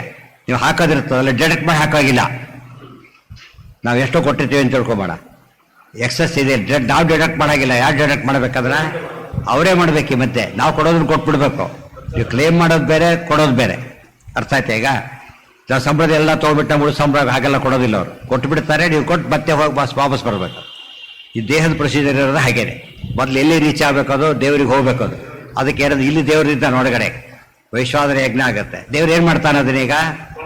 ಎಲ್ಲ ತೃಪ್ತಿಯಾಗಿ ಫಸ್ಟ್ ನಮಗೆ ಕೊಡ್ತಾನೆ, ತೃಪ್ತಿಯಾಗಿ ಕೊಡ್ತಾನೆ ಫಸ್ಟ್ ಒಂದು ಸ್ಟೇಜ್. ಅದು ಉಳ್ಳ ಸ್ಟೇಜಲ್ಲಿ ದೇಹಕ್ಕೆಲ್ಲ ಮುಟ್ಟುತ್ತೆ. ಸಂವಹನ ಉಪಚಯ, ಸಂವಹನ ದೇಹ ಬೆಳವಣಿಗೆ ಎಲ್ಲ ಶುರುವಾಗುತ್ತೆ. ಬಟ್ ಇದು ತಾನೇ ತಗೊಳಗಿಲ್ಲ. ಎಲ್ಲಿಂದ ಬರಬೇಕದು? ದೇವ್ರು. ನಾವು ತಿಳ್ಕೊಂಡ್ರೆ ನಾವೇ ತಗೋತಿದ್ದೀವಿ ಅಂತೇಳಿ, ನಾವು ತಗೊಳಗಿಲ್ಲ. ಅದರ ಇವತ್ತು ಏಕಾದಶಿ ತಗೊಳ್ಳಿ, ಯಾತಕ್ಕೆ ತಗೊಳ್ಳಿ? ಸಂಡೇ ಹಾಲಿಡೇ ಇದ್ದಾಗೆ. ಬಟ್ ವ್ಯವಸ್ಥೆ ಏನು ಹಿಂದಿನ ದಿವಸದ ಇದೇ ಮಾಡ್ತಾರೆ ಅವರು. ನಾವು ಕೊಟ್ಟದ ತಗೊಳ್ಳಲ್ಲ ಅವರು. ಏನು ಮಾಡ್ತಾರೆ? ಅದನ್ನು ಡಂಪಾಗಿ ಬಿದ್ದುಬಿಡು. ಡಂಪ್ ಆಗೋದ್ರೆ ರೋಗಕ್ಕೆ ಕಾರಣ ಆಗುತ್ತೆ. ಡಂಪಾಗಿ ಕ್ಲಿಯರ್ ಮಾಡಿದವ್ರು ಏನಾಗುತ್ತದ? ಕೊಳೆಲಿಕ್ಕೆ ಶುರುವಾಗುತ್ತೆ. ಕೊಳೆದ್ರೆ ರೋಗ, ಆರೋಗ್ಯ ಕೆಟ್ಟು ಹೋಗ್ಬಿಡುತ್ತೆ. ಗೊತ್ತಾಯ್ತಾ? ಕ್ಲಿಯರೆನ್ಸ್ ಆಗ್ತಾನೆ ಇರಬೇಕದು, ಡಂಪ್ ಆಗ್ತಾ ಇರಬಾರ್ದು. ಕ್ಲಿಯರೆನ್ಸ್ ಇಲ್ಲದ ದಿವಸ ನಾವು ಹಾಕಿದ್ರೆ ಕ್ಲಿಯರ್ ಆಗೋದಿಲ್ಲ.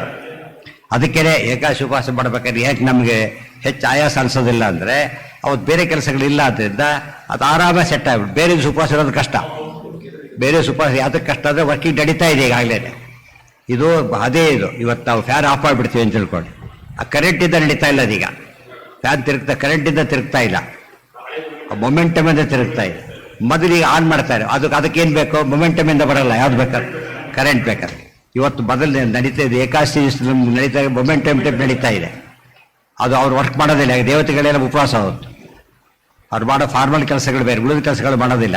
ಹಾಗೆ ಡಂಪ್ ಆಗಿಬಿಡತ್ತೆ. ಡಂಪ್ ಆಗೋದ್ರಿಂದ ರೋಗ ಕಾರಣ ಆಗುತ್ತೆ, ಮತ್ತೆ ಮಾಡೋದು ಕಷ್ಟದಾಗುತ್ತೆ. ಯಾವಾಗ ಕ್ಲಿಯರೆನ್ಸ್ ಇದು ಪ್ರಾಬ್ಲಮ್ ಇಲ್ಲ, ಅವಾಗ ಅದು ನೋವು ಅನಿಸೋದಿಲ್ಲ, ಬೇಕೇ ಇಲ್ಲ ಆಹಾರಕ್ಕೆ ಅಂದಮೇಲೆ ಅವನಿಗೆ ನೆಸಿಟಿ ಬರೋದಿಲ್ಲ. ಆಗ ಹೊಟ್ಟೆ ತುಂಬಿದಾಗ ಹೇಗೆ ನಮ್ಗೆ ಆಹಾರ ಬೇಕು ಅನಿಸೋದಿಲ್ವ, ಹಾಗೆ ಅವತ್ತು ಯೂಟಿಲೈಸ್ ಆಗ್ತಾ ಇಲ್ಲ, ಅದರಿಂದ ಹಳೇದಾಗ್ತಾ ಇದೆ, ಈಗ ಅದಾಗ್ತಾ ಇಲ್ಲ.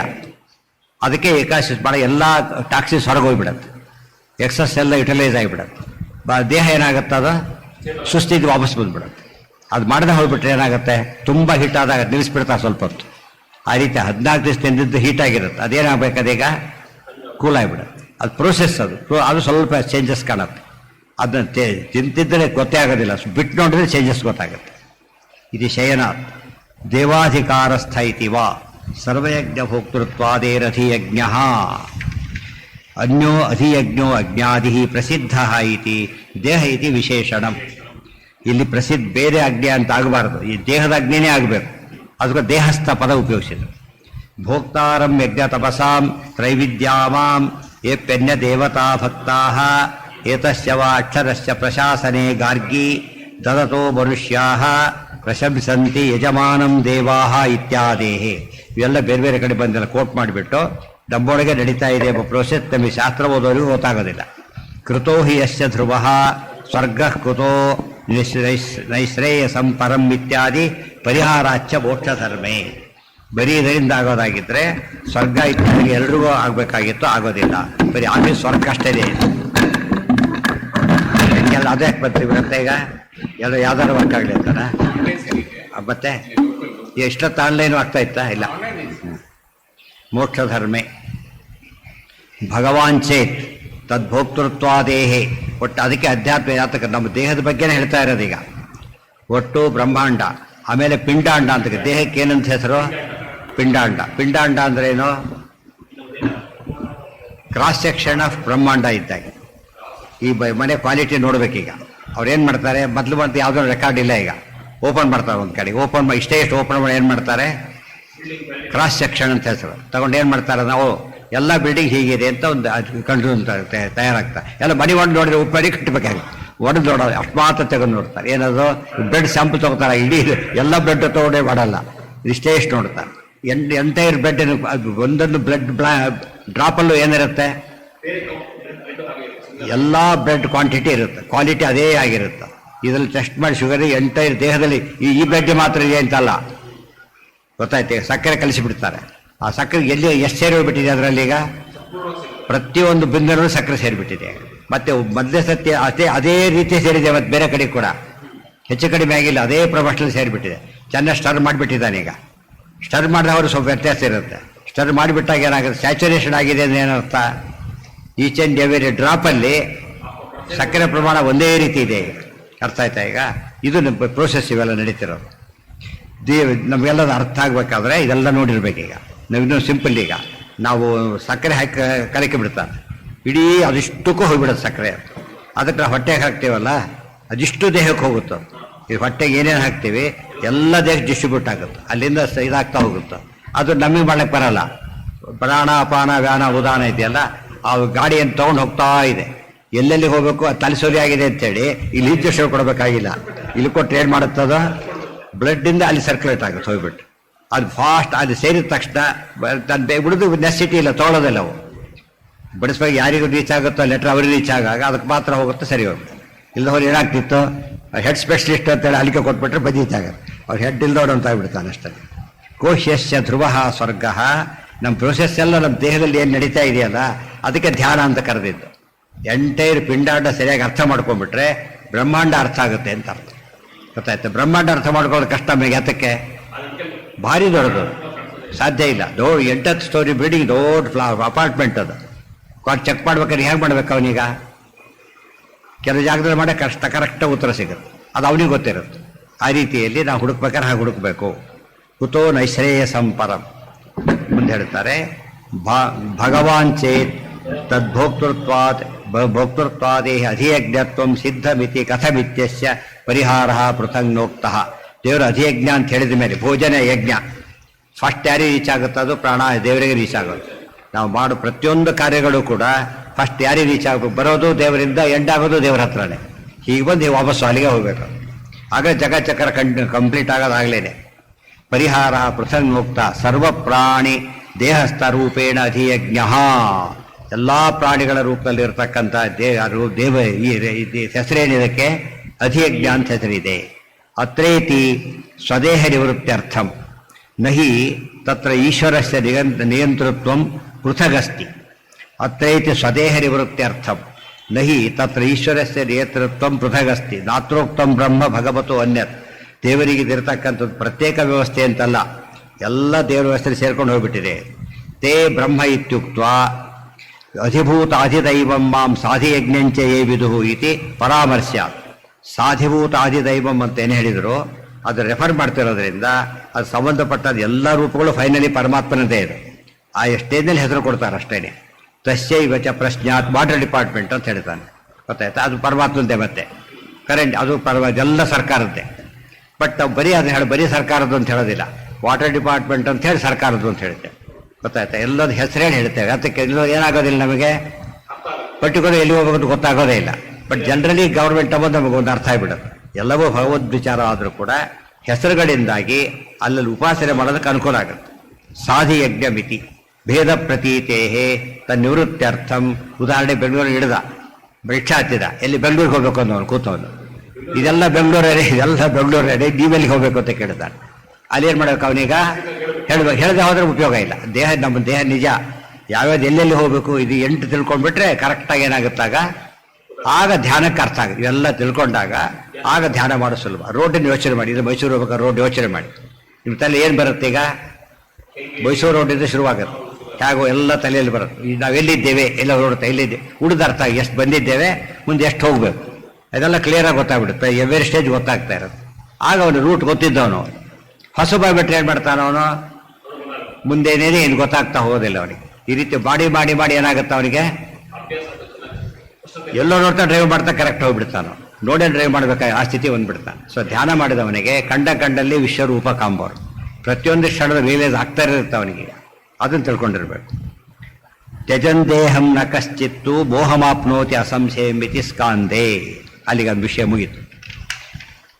ಮುಂದೆ ಆಹಚ ಗೀತಾಕಲ್ಪೆ, ಇದಕ್ಕೆಲ್ಲ ಉತ್ತರ ಕೊಡಲಿಕ್ಕೋಸ್ಕರ ಗೀತಾಕಲ್ಪನ ಕೋಟ್ ಮಾಡ್ತಾರೆ. ಇದು ಗೀತಾಕ್ಕೆ ವ್ಯಾಖ್ಯಾನ ರೂಪವಾದ ಗ್ರಂಥ, ವೇದವ್ಯಾಸರೇ ಬರೆದಿರೋದು.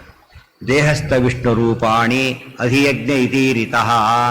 ದೇಹದೊಳಗೆ ಇರತಕ್ಕಂಥ ವಿಷ್ಣು ರೂಪಗಳಿಗೆ ಅಧಿಯಜ್ಞ ರೂಪಗಳು ಅಂತ, ಅಧಿಯಜ್ಞ ಅಂತ ಬಹುವಚನ ಹೇಳಲಿಲ್ಲ, ಅಧಿಯಜ್ಞ ಅಂತ ಅಷ್ಟೇ ಹೇಳಿಬಿಟ್ರು. ರೂಪಗಳಿಗೆ ಏನಿಲ್ಲ, ಭೇದ ಇಲ್ಲ. ಆದ್ದರಿಂದ ಕರ್ಮೇಶ್ವರಸ್ಯ ಪುರುಷ್ಯಾಖ್ಯಂ. ಕರ್ಮ ಅಂದ್ರೆ ಯಾವುದು? ಪರಮಾತ್ಮ ಮಾಡ್ತಕ್ಕಂಥ ಸೃಷ್ಟ್ಯಾದಿ ವ್ಯಾಪಾರ. ಆಮೇಲೆ ಏನ ಅದಲ್ಲ, ಇದು ಅಲ್ಲ, ಅದು ಆ ವಿಷಯ ಬೇರೆ. ಒಟ್ಟು ದೇವರು ಅಂತ ಹೇಳೋದು ಹೊರಟಿದ್ದಾರೆ ಅಷ್ಟೇ. ಅದರಿಂದ ಪ್ರಶ್ನೆ ಬರ್ಬೋದು, ಹಾಗಿದ್ರೆ ದೇವರಲ್ಲಿ ಶಕ್ತಿ ವ್ಯತ್ಯಾಸವಾಗುತ್ತೋ ಅಂದ್ರೆ ಅದಕ್ಕೆ ಉತ್ತರ ನಸ್ಥಾನ ಪರಸ್ಯ, ಅದನ್ನು ಆಮೇಲೆ ಹೇಳಬೇಕು. ಇದಲ್ಲ. ಉಚ್ಯತೆ ಹಿರಣ್ಯ ಗರ್ಭೋ ಅಧಿಭೂತಂ ಜಡಂ ಪ್ರೋಕ್ತಂ ಅಧ್ಯಾತ್ಮಂ ಜೀವ ಉಚ್ಯತೆ. ಅಧಿಭೂತ ಅಂದರೆ ಜಡ ಪದಾರ್ಥಗಳು, ಅಧ್ಯಾತ್ಮ ಅಂದರೆ ಜೀವ. ಹಿರಣ್ಯ ಗರ್ಭೋ ಅಧಿದೈವಂ. ಸಂಕರ್ಷಣ ಅಂತ ಎರಡು ಹೇಳಿದ್ವಿ, ಒಂದೇ ಸಾಕು. ಹಿರಣ್ಯ ಗರ್ಭ ಅಧಿದೈವಂ. ದೇವ ಸಂಕರ್ಷಣೋಪಿವ. ನೆಕ್ಸ್ಟ್ ಬ್ರಹ್ಮನಾರಾಯಣೋ ದೇವ ಸರ್ವದೇವೇಶ್ವರೇಶ್ವರ ಇತಿ ಯಥಾ ಪ್ರತೀತಂ ವಾ ಸರ್ವಮತ್ರ ವೈ ನ ವಿರುದ್ಧತೆ ಇತಿ ಚ. ಅದರಿಂದ ಯಾವ ಸಮಸ್ಯೆನೂ ಬರಲಿ. ಇದಿಷ್ಟೊಳಗೆ ಅದಿಷ್ಟಕ್ಕೂ ವಿವರಣೆ ಬಂದೋಯ್ತು. ಆತ್ಮಾಭಿಮಾನಾಧಿಕಾರ ಸ್ಥಿತ ಮಧ್ಯಾತ್ಮ ಮುಚ್ಯತೆ. ದೇಹಾದ್ ಬಾಹ್ಯಂ ವಿನಾ ಅಸ್ತಿ ಅತೀವ ಬಾಹ್ಯತ್ವಾದಧಿದೈವತಂ. ದೇವಾಧಿಕಾರಕಂ ಸರ್ವಂ ಮಹಾಭೂತಾಧಿಕಾರಕಂ ತತ್ಕಾರಣಂ ತಥಾ ಕಾರ್ಯಂ ಅಧಿಭೂತಂ ತದಂತಿಕಾತಿತಿ ಮಹಾಕೌರ್ಮೆ. ಅಧ್ಯಾತ್ಮಂ ದೇಹ ಪರ್ಯಂತಂ ಕೇವಲಾತ್ಮೋಪಕಾರಕಂ ಸದೇಹ ಜೀವಭೂತಾನಿ ಯತ್ತೇಷಾ ಉಪಕಾರಕೃತ್ ಅಧಿಭೂತಂ ತ್ವಮಾಯಾಂತಂ ದೇವಾನಾಂ ಅಧಿದೈವತಂ ಇತಿ. ಸದೇಹ ನೋಡಿ, ಒಬ್ಬ ಡೆಡ್ ಬಾಡಿ ಒಳಗೆ ಬಾಯಲ್ಲಿ ಹಾಕ್ತಾರೆ, ಸುಳ್ಳು ಹೋಗುತ್ತೆ ಅಷ್ಟೇ. ಅದು ಎಲ್ಲೆಲ್ಲಿಗೂ ರೀಚ್ ಆಗಲ್ಲ. ಯಾತಕ್ಕೆ? ಆಫೀಸ್ ಕ್ಲೋಸ್, ಅದು ಡೆಡ್ ಆಫೀಸ್. ಅದು ಬಿಲ್ಡಿಂಗ್ ಚೇಂಜ್ ಮಾಡ್ಕೊಂಡು ಹೋಗ್ಬಿಟ್ಟಿದ್ದಾರೆ, ಬಿಲ್ಡಿಂಗ್ ಏನೂ ನಡೀತಾ ಇಲ್ಲ, ಹಾಗೆ ಡಂಪ್ ಆಗಿ ಬಿದ್ದುಬಿಡುತ್ತೆ. ವ್ಯಕ್ತಿ ಇದ್ದಾರೆ, ಅವಾಗ ಏನು ಮಾಡ್ತಾರೆ? ಮೂವ್ ಮಾಡೋಕ್ಕೆ ಶುರು ಮಾಡುತ್ತಾರೆ. ಮತ್ತು ವರ್ಕಿಂಗ್ ಆಫೀಸ್ ಆದರೆ ಅದು ಮೂವ್ಮೆಂಟ್ ಶುರುವಾಗುತ್ತೆ. ವರ್ಕಿಂಗ್ ಆಫೀಸ್ ಅಲ್ಲದೆ ಹೋದಾಗ ಡಂಪ್ ಆಗಿಬಿಡುತ್ತೆ. No response. ಇವ್ರು ಹಾಕಿದ್ದೆಲ್ಲ ಲೆಟ್ರ್ ನೋಡ್ತಾ ಕೂತಾನೆ, ಬರೋದೇ ಇಲ್ಲ ಹೋಗ್ತಾರೆ. ಕಾರಣ ಅದು ಹೋಗೇ ಇಲ್ಲ. ಆದರೆ ಅದಕ್ಕೆ ನಾವು ಮಾತಾಡಲ್ಲ ಅವ್ರು. ಯಾತಕ್ಕೆ? ನಾವು ಮಾತಿಗೆ ಉತ್ತರ ಕೊಡೋದಿಲ್ಲ ಅವ್ರು. ಯಾತಕ್ಕೆ? No response. ಆಫೀಸ್ ಕ್ಲೋಸ್ ಆಗಿಬಿಟ್ಟಿದೆ. ಅವು ಫುಲ್ ಆಫೀಸ್ ಕ್ಲೋಸ್. ಅದು ಹುಚ್ಚ ಇರ್ತಾರೆ, ಆಫೀಸ್ ಕ್ಲೋಸ್ ಆಗಿಲ್ಲ, ಹುಚ್ಚುತ್ತು ಉತ್ತರ ಕೊಡ್ತಾರೆ ಅವರು. ಅವ್ರು ಉತ್ತರ ಕೊಡ್ತಾರೆ, ಎರಡು ಉತ್ತರ ಯಾರೋ ರಾಜ ಅಂತ ಕರೀತಾರೆ. ಈ ರೀತಿ ಬಟ್ ಇಲ್ಲಿ ಆಫೀಸೇ ಇಲ್ಲ, ಇಲ್ಲಿ ಆಫೀಸ್ ಕೆಟ್ಟೋಗ್ಬಿಟ್ಟಿದೆ, ಏನೇನೋ ಬರ್ತಾ ಇದೆ. ಈ ಕೆಲಸದ ಫೋನ್ ಕೆಟ್ಟೋಗ್ಬಿಟ್ಟು ಯಾರ್ದೋ ಮತ್ತೆ ಕೇಳಿಸ್ತಾ ಇರುತ್ತೆ, ನಮ್ಗೆ ಆ ಥರ ಆಗಿಬಿಡುತ್ತೆ, ಆ ಥರ ನಡೀತಾ ಇರುತ್ತೆ. ಆದರೆ ಯಾವಾಗ ಸರಿ ಹೋಗುತ್ತೆ, ಕರೆಕ್ಟಾಗಿ ಹುಚ್ಚು ಬಿಟ್ಟು ಹೋಯ್ತು, ಎಲ್ಲ ಸರಿ ಹೋಯ್ತು, ಅದು ಸತ್ಯ ಕ್ಲೋಸ್ ಆಗೋಯ್ತು. ಅಲ್ಲಿ ಇವೆಲ್ಲ ತಿಳ್ಕೊಂಡಾಗ ಉಪಾಸನೆ ಭಾಳ ಕ್ಲಿಯರಾಗಿ ಬರುತ್ತೆ. ಅದೆಲ್ಲ ಅದಕ್ಕೆ ರೂಪಗಳು ಮತ್ತೆ ಇವೆಲ್ಲ ಭಗವದ್ ರೂಪಗಳೇ. ಅನಂತರ ಎಲ್ಲ ಸೆಕೆಂಡರಿ, ಅವೆಲ್ಲ ಉಳಿದೆಲ್ಲ ಅದೆಲ್ಲ ಅರ್ಥ ಮಾಡಿಕೊಂಡು ರೋಲ್ ಯಾವುದು ತಿಳ್ಕೊಂಡ್ರೆ ಆಗ ಸಮಸ್ಯೆ ಬರೋದೇ ಇಲ್ಲ. ಅದೆಲ್ಲ ಓವರ್ ನೈಟ್ ಬರೋದಿಲ್ಲ, ತುಂಬ ಕಷ್ಟಪಡಬೇಕು. ಈ ಡಾಕ್ಟ್ರಿಗೆ ಎಷ್ಟು ಕೋರ್ಸ್ ಓದ್ತಾರೆ, ದೇಹ ಒಳಗಿದೆ ಅಂತ ತಿಳ್ಕೊಬೇಕಾದ್ರೆ ಎಷ್ಟು ದಿವಸ ಓದಿರ್ತಾರೆ, ಯೋಚನೆ ಮಾಡಿ. ಇಷ್ಟಾದ್ರೂ ಅರ್ಥ ಆಗದೇ ಇರೋ ಅಂಶಗಳಿವೆ ಅಂತ ಹೇಳ್ತಾರೆ. ನಮ್ಮ ದೇಹ ಪೂರ್ತಿ ಅರ್ಥ ಆಗಿಲ್ಲ ಇಷ್ಟು ಮಾಡಿದ್ರು ಕೂಡ, ಗೊತ್ತಾಯ್ತಾ? ತತ್ಕಾರಣಂ ತಥಾ, ಇದು ಪೂರ್ತಿ ಅರ್ಥ ಆಗೋದಿಲ್ಲ, ಬ್ರಹ್ಮಾಂಡನೂ ಪೂರ್ತಿ ಅರ್ಥನೇ ಆಗೋದಿಲ್ಲ ಫೈನಲಿ. ಇತಿ ಮಹಾಕೌರ್ಮೇಚ ಅಧ್ಯಾತ್ಮಂ ದೇಹ ಪರ್ಯಂತಂ. ಬಂದೆ. ಅಧಿಭೂತಂಚು ಮಾಯಾಂತಂ, ಮಾಯಾ ಅಂದರೆ ಅವ್ಯಕ್ತ ತತ್ವ. ದೇವಾನಾಂ ಅಧಿದೈವತಂ, ದೇವತೆಗಳವ್ರಿಗೆ ಹೋದಾಗ ಅಧಿದೈವತ ಆಗುತ್ತೆ. ಅಲ್ಟಿಮೇಟ್ ಅಂದರೆ ಪರಮಾತ್ಮ. ತಾತ್ಪರ್ಯ ತಾತ್ಪರ್ಯ ಇದು ತುಂಬ ಸತ್ತು ಓದಬೇಕು. ಗೀತಾದಲ್ಲಿ ಭಾಳ ಡಿಫಿಕಲ್ಟ್ ಭಾಗ ಅಂದ್ರೆ ಅದೇನೆ. ಯಾವ್ಯಾವ್ದು ವೆರಿ ಸಿಂಪಲ್ಲು, ಟರ್ಮ್ಸ್ ಎಲ್ಲ ಉಪಯೋಗಿಸಿದೆಲ್ಲ ಸೇರಿಸ್ಕೋಬೇಕಾದ್ರೆ ಟೈಮ್ ಬೇಕಾಗುತ್ತೆ ಅಷ್ಟೇ.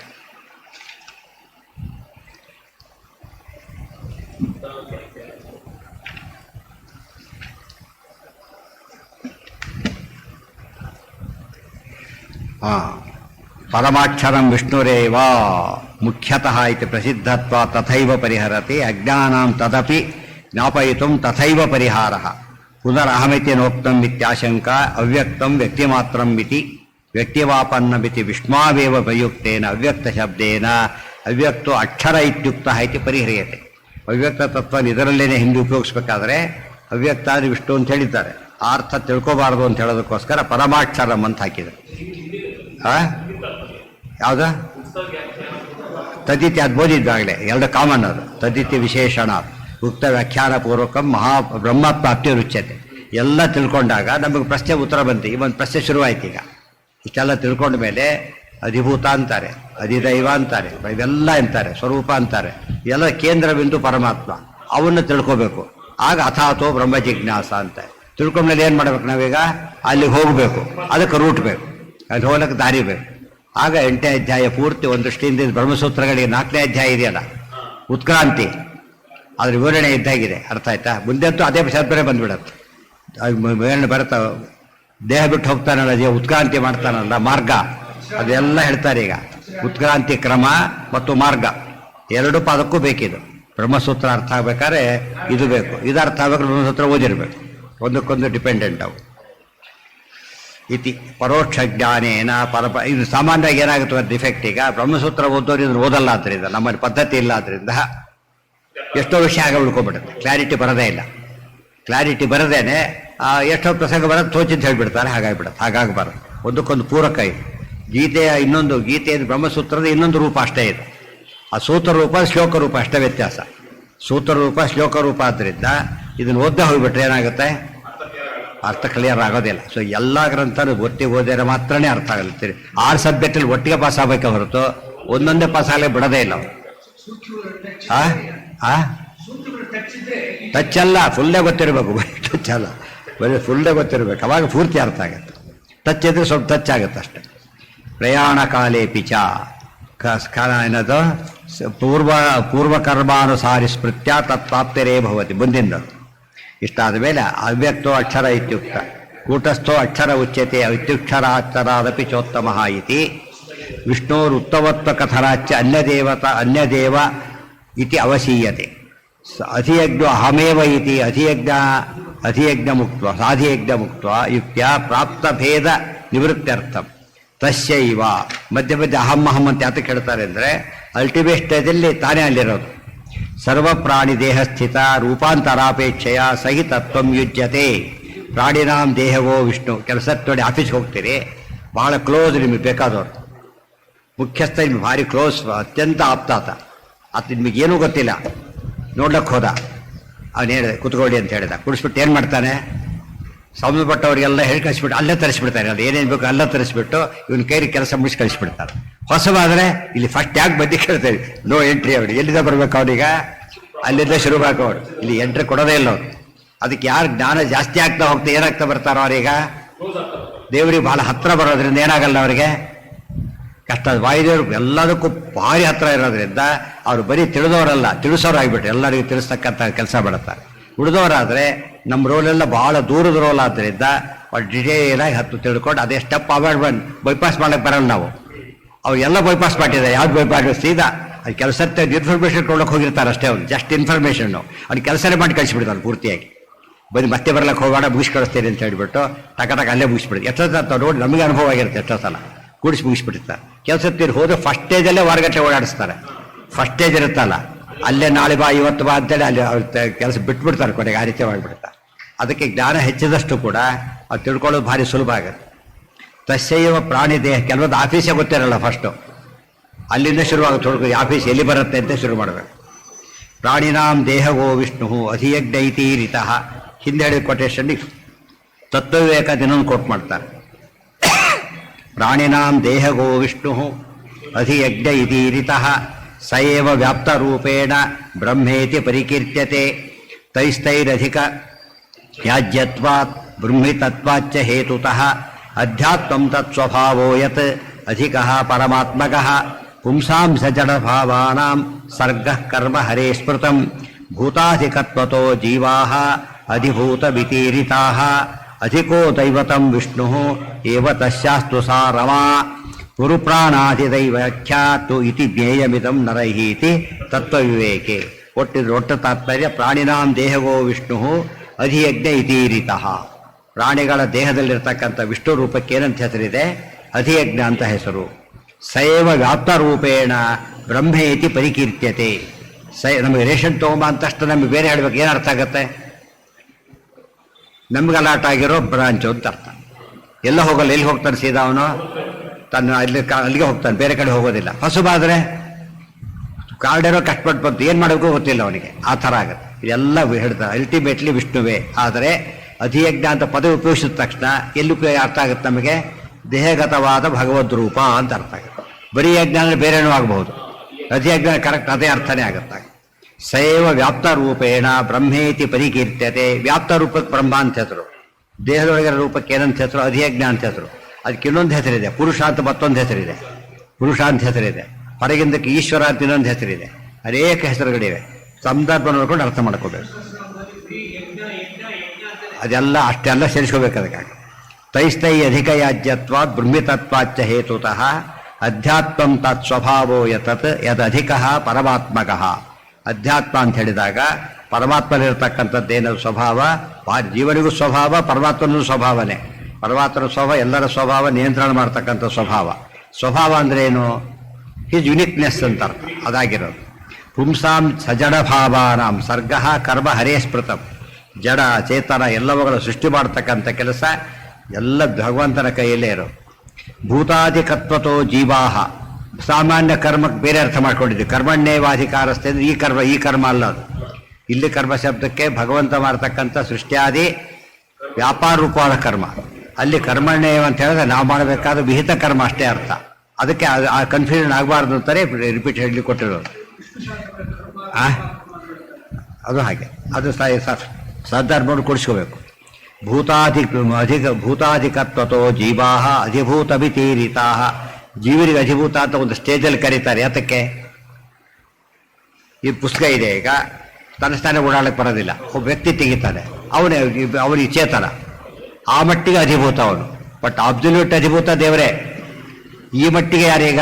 ಅದಕ್ಕೆ ಜೀವನಿಗೆ ಕೂಡ ಜೀವ ಅಂತ ಅಧಿಭೂತ ಅಂತ ಕರೀತಾರೆ. ಅಧಿಕೋ ದೈವತಂ ವಿಷ್ಣು ಏಕ ಏವ ಅಸ್ಯಾಸ್ತು ಸಾರವ.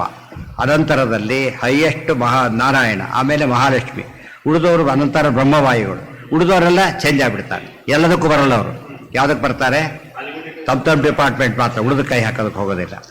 ಅಧಿಕೋ ದೈವತಂ ವಿಷ್ಣು ಏವ ಯಶ್ಯಾಸ್ತು ಸಾರವ ಪುರು ಪ್ರಾಣಾಧಿದೈವಾಖ್ಯಾತು ಇತಿ ಜ್ಞೇಯಮಿದಂ ನರೈಃ ಇತಿ ತತ್ವವಿವೇಕೆ. ಕಥಂ ರೂಪೋ ಅಧಿಯಜ್ಞ ಇತಿ ಪ್ರಶ್ನಸ್ತು ಅಹಮೇವ ಇತ್ಯುಕ್ತತ್ವಾತ್ ತಲ್ಲಕ್ಷಣಾತ್ಯೈವ ಪರಿಹೃತಃ. ಕಥಂ ರೂಪೋ ಅಧಿಯಜ್ಞ ಹೇಗಿರ್ತಾನೆ ಅಂತ ಹೇಳಿದ್ದಕ್ಕೆ ನಾನೇ ಅಂತ ಹೇಳಿದ್ರಿಂದ ಉಳಿದ ಎಷ್ಟೋ ಪ್ರಶ್ನೆಗೆ ಉತ್ತರ ಬಂದಂತೆ ಆಯಿತು ಅಂತ ಹೇಳ್ತಾರೆ. ಇವೆರಡು ಯಾತಕ್ಕೆ ಇವತ್ತೇ ಮುಗಿಸಿದ್ದು ಅಂದರೆ ಮತ್ತೆ ಮೊದಲಿಂದ ಹೇಳಬೇಕಾಗತ್ತೆ. ಅಲ್ಲ ಹೇಳ್ಬೇಕಾರೆ ಒಂದು ಅದು ತಾಗಲಿ ಬಿಡಲಿ ಒಂದ್ಸತಿ ಮುಗಿದೋಗ್ಬಿಡುತ್ತೆ, ಅದು ಗೊತ್ತಾಯ್ತಾ? ಮುಂದಿಂದೆಲ್ಲ ಸೇರಿಸುವ ಅಷ್ಟು ಡಿಫಿಕಲ್ಟಿ ಅಲ್ಲ, ಸಿಂಪಲ್ ಅದು. ಬಟ್ ಇದನ್ನ ಮತ್ತೆ ಮತ್ತೆ ಓದಬೇಕು ಹೋಗಿ. ಎಷ್ಟತ್ತೆ ಬರೀ ಹೇಳಿದ್ರು ಅರ್ಥ ಆಗೋದಿಲ್ಲ. ಏನು ಮಾಡ್ಬೇಕಾದ್ರೆ ಯೋಚನೆ ಮಾಡ್ತಾ ಮಾಡ್ತಾ ಒಂದೊಂದೇ ಸ್ಟೆಪ್ ಅರ್ಥ ಆಗ್ಲಿಕ್ಕೆ ಶುರುವಾಗುತ್ತೆ. ಮುಂದಿನ ಸ್ಟೆಪ್ ಮತ್ತೆ ಕೇಳ್ಬೋದು, ತಪ್ಪಲ್ಲ. ಬಟ್ ಎಲ್ಲದನ್ನು ಮತ್ತೆ ಹೇಳಿದರೆ ತಿಳಿಯೋಕ್ಕಾಗಲ್ಲ. ಅಲ್ಲಿಗೆ ನಾಳೆ ದಿವಸ ಮುಂದಿನ ಭಾಗ. ಇವು ಪ್ರಯಾಣ ಕಾಲದ ಫುಲ್ ಹೇಳ್ತಿರೋದೀಗ. ಬರೀ ಒಂದೇ ಪ್ರಶ್ನೆ ಉಳ್ಕೊಂಡಿರೋದೀಗ. 7 ಪ್ರಶ್ನೆ ಮುಗಿದೋಯ್ತು, ಉಳಿದಿದ್ದು ಒಂದೇ ಪ್ರಶ್ನೆ. ಅದಕ್ಕಿಷ್ಟು ಪೂರ್ತಿ ಉತ್ತರ ಇದೆ. ಅಂತ್ಯಕಾಲದಲ್ಲಿ ಹೇಗೆ ಧ್ಯಾನ ಮಾಡಬೇಕು, ಇದು ಮೇನ್ ಪಾಯಿಂಟ್. ಇದು ಗೊತ್ತಾಯ್ತಾ? ಪ್ರಯಾಣ ಕಾಲ ಅಂತ ಹೇಳಿದರೆ ಮನೆ ಬಿಟ್ಟು ಹೋಗೋ ಕಾಲ, ಊರಿಗೆ ಹೋಗೋ ಪ್ರಯಾಣ ಕಾಲ ಎಂಬ ಅರ್ಥ ಇಲ್ಲ ಇಲ್ಲಿ. ಏನಂತ ಅರ್ಥ ಇದೆ? ದೇಹ ಬಿಟ್ಟು ಹೋಗೋ ಕಾಲ ಅಂತ ಅರ್ಥ. ಆ ಕಾಲಕ್ಕೆ ಹೇಗೆ ಹೋಗಬೇಕು, ಹೀಗೆ ಹೋದರೆ ಮಾತ್ರ ಮತ್ತೆ ಹುಟ್ಟು ಬರೋದಿಲ್ಲ. ಇದು ಸತ್ತವರೆಲ್ಲ ಇದು ಮಾಡಬೇಕಾಗಿ ಮುಕ್ತಿ ಹೋಗ್ಬೇಕಾಗತ್ತೆ. ಅದಲ್ಲ, ಈ ಪ್ರೊಸೆಸ್ನಲ್ಲಿ ಹೋದರೆ ಮಾತ್ರ ಸಾಧ್ಯ. ಕೆಲವೇ ತಾಲಿ ಹೋಗಿ ಬರ್ತಾನೆ ಬಿಡಿ, ಸರಿಗೆ ಹೋಗಿಲ್ಲ ಅಂತ ಹೇಳ್ತಾರಲ್ಲ ಹಾಗೆ. ಸರಿ ದಾರಿ ಹೋದರೆ ಮತ್ತೆ ಬರೋದಿಲ್ಲ. ಅದಿಷ್ಟು ಇದಕ್ಕೆ ಅನ್ವಯ. ಆಪ್ರಾಯಣ ತತ್ರಾಪಿ ಬ್ರಹ್ಮಸೂತ್ರ, ಅದಕ್ಕೆಲ್ಲ ವಿವರಣೆ ಹೇಗೆ ಅವರು ತಿಳಿಸ್ತಾರೆ. ಈಗ ಅದಕ್ಕೆ ಪ್ರಯಾಣ 2 ಅರ್ಥ. ಒಂದು ಪ್ರಯಾಣ ಏನೋ ಇಲ್ಲೇ ಮಾಡ್ತಕ್ಕ ಪ್ರಯಾಣಗಳು, ಇದು ಬರೀ ಪ್ರಯಾಣ ಯಾನ ಅಷ್ಟೇ, ಇದು ಪ್ರಯಾಣ. ಇದು ಅದೇ ರೀತಿಯೇ ಆಚಾರ್ಯ ಹೇಳ್ತಾರೆ. ನಿತ್ಯ ಮಲಗ್ತೇವಲ್ಲ, ನಿದ್ರಾ ಅಂತ ಕರೀತಾರೆ. ನಿದ್ರೆ ಮಾಡೋದು ನಿದ್ರಾ. ಕೊನೆಗೆ ಹೋಗ್ತಾರಲ್ಲ, ಸುನಿದ್ರಾ ಅಂತ ಕರೀತಾರೆ. ಸುನಿದ್ರಾ ಅಂದರೆ ಡೆಡ್ ಅಂತ ಅರ್ಥ. ನಿದ್ರಾ ಅಂದರೆ ಇನ್ನು ಬದುಕಿದ್ದಾರೆ ಅಂತ ಅರ್ಥ. ಸುನಿದ್ರಾ ಅಂದರೆ ಡೆಡ್ ಒನ್ಸ್. ಅದು ಹೇಳ್ತಾರಲ್ಲ, ದೀರ್ಘ ನಿದ್ರೆಗೆ ಗುರಿ ಆದವರು. ದೀರ್ಘ ನಿದ್ರೆಯಿಂದ ಹೇಳೋದೇ ಇಲ್ಲ ಮತ್ತೆ ಅವರು.